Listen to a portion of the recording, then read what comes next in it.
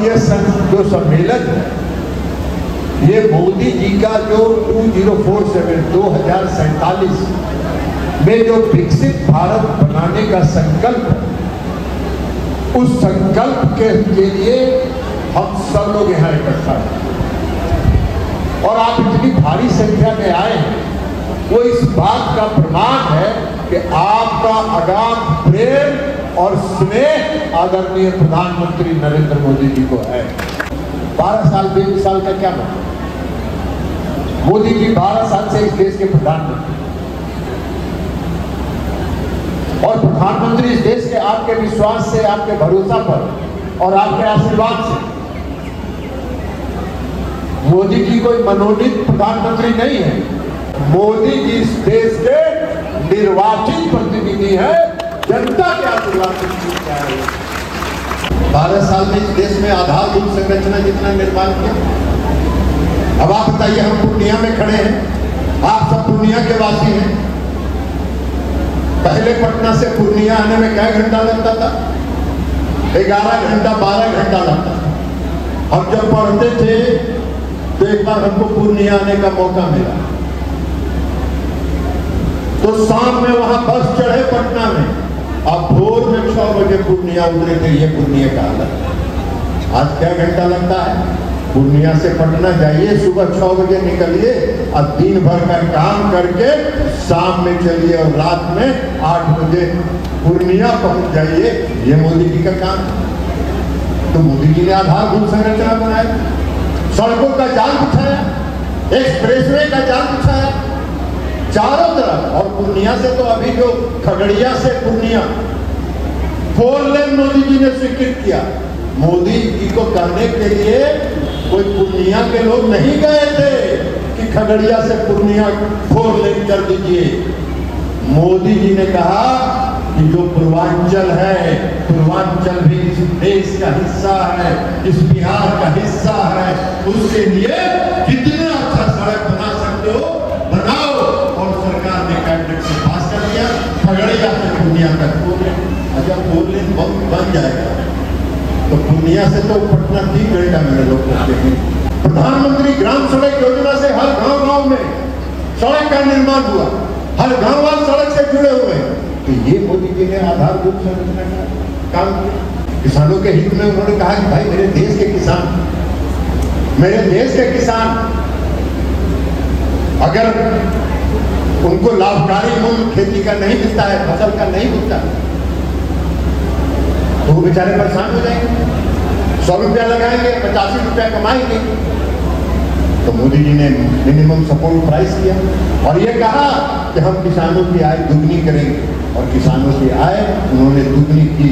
जो 12 साल में मोदी जी ने मिनिमम सपोर्ट प्राइस, चाहे वो कोई भी फसल हो, 2 गुना से लेके 5 गुना तक बढ़ाने का काम किया।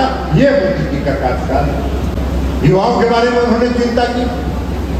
युवाओं इस देश के भविष्य हैं, युवाओं को रोजगार की समस्या है।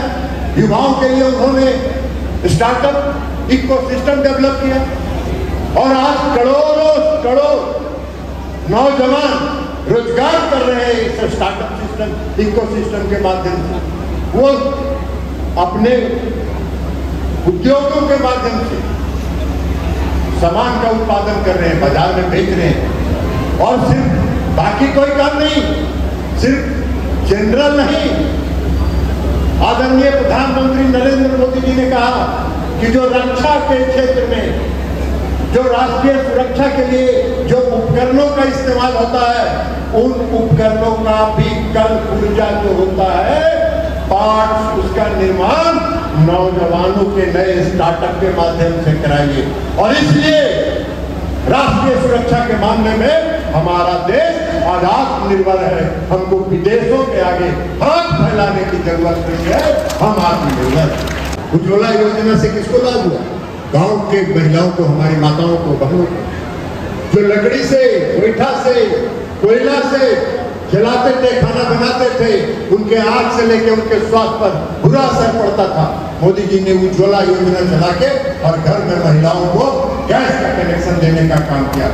अभी जो संसद का सत्र चला, मोदी जी ने महिलाओं को 33% का आरक्षण का प्रस्ताव लाया संसद में, सारा विपक्ष को करके उसको लगा कि भाई ये तो मोदी जी क्रेडिट ले लेंगे, महिलाओं को आरक्षण देंगे, सारी देश की महिलाएं मोदी जी के साथ हो जाएंगी।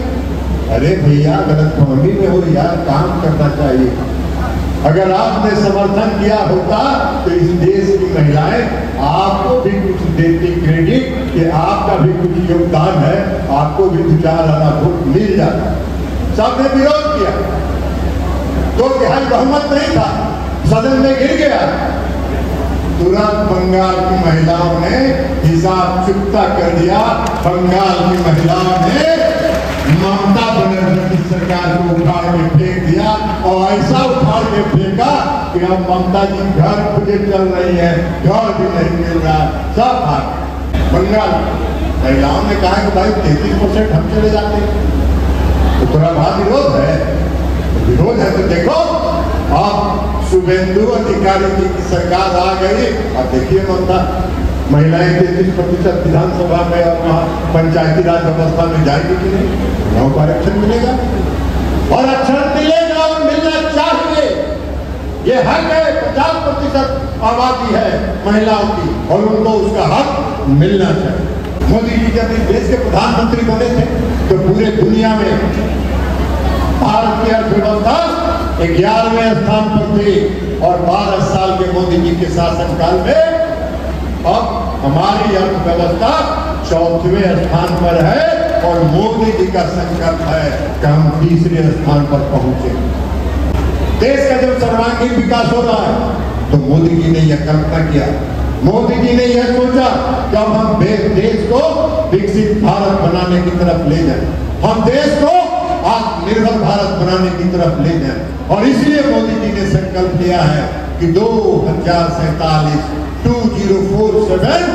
विकसित भारत हम बना के रहेंगे और उसी मोदी जी के संकल्प को पूरा करने के लिए हम आपसे आग्रह करने के लिए आए हैं कि इस देश के, पूर्णिया के, बिहार के एक लोग मोदी जी के इस संकल्प के साथ जुड़े, उनके कंधा से कंधा मिलाकर चले ताकि मोदी जी 2047 तक विकसित भारत का निर्माण कर सकें। ये सबसे बड़ी चीज। नीतीश कुमार जी ने बिहार में कानून का राज स्थापित किया, गांव-गांव में स्कूल बनवाया उन्होंने, गांव-गांव में उन्होंने अस्पताल बनवाया। आज primary health centre, common community health centre CHC बन रहा है, पूर्णिया में मेडिकल कॉलेज बनाया। नीतीश कुमार जी जब मुख्यमंत्री नहीं बने थे तो बिहार में क्या गो medical college?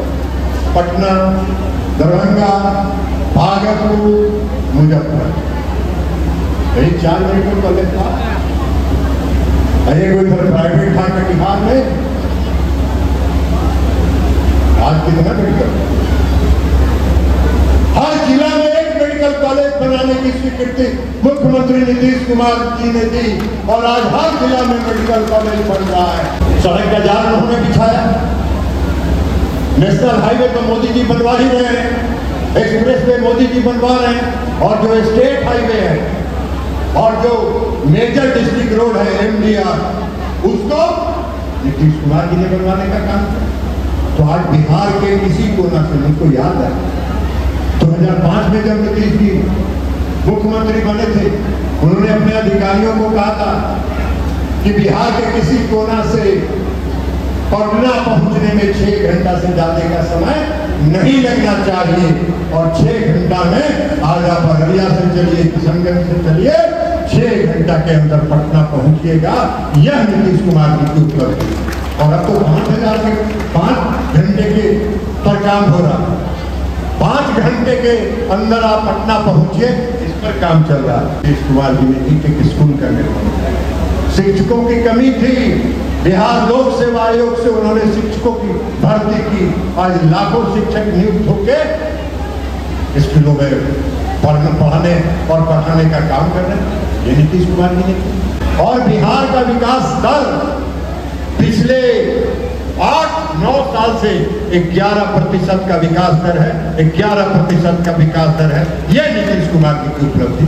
Nitish Kumar ji 4 ton 4 term इस बिहार के मुख्यमंत्री रहे, 2005 से 2020 तक, और 5वां टर्म में भी 25 में जीत गए वो। ये उन्होंने छोड़ने का फैसला किया, वो अलग बात है। उन्होंने छोड़ने का फैसला किया और उन्होंने अपना उत्तराधिकारी भी खुद ही चुना। उन्होंने अपना अधिकारी खुद ही चुनकर सम्राट चौधरी जी को इस काम का जिम्मा किया, और नीतीश कुमार जी ने जो अधूरा काम छोड़ा है उसको सम्राट चौधरी जी पूरा कर रहे हैं।